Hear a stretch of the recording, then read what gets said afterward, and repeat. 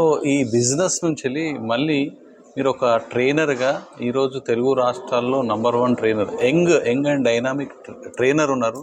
So నేను మీ అండర్లో కూడా నేను ట్రైన్ ఫీల్డ్లో రావడానికి ఎలా వచ్చారు?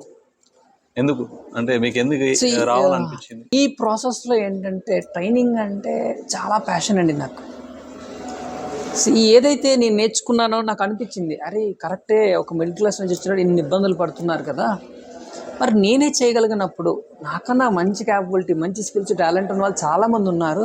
ఇక్కడ ప్రాబ్లం సో ఇంపాక్ట్లోకి నాకు జాయిన్ అయిన తర్వాత ఇక్కడ చెప్పింది అది రూరల్ ఏరియాస్ పైన ఎక్కువ ఫోకస్ చేస్తారు గవర్నమెంట్ స్కూల్స్లో, గవర్నమెంట్ కాలేజెస్లో.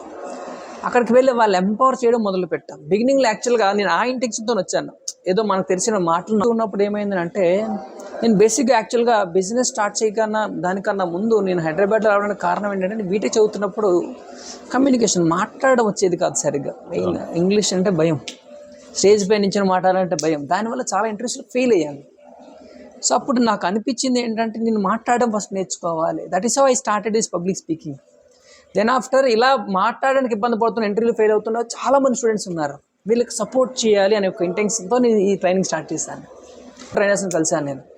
వాళ్ళందరిని చూస్తున్నప్పుడు ఒకటి అనిపించింది, ట్రైనింగ్ చేసి by God's grace and with the blessings of our Guruji చాలా పెద్ద పెద్ద కంపెనీలకి, ఇస్రోకి వెళ్ళాను, హెచ్డిఎఫ్సికి చేశాను, అపోలో ఫార్మసీకి చేశాను.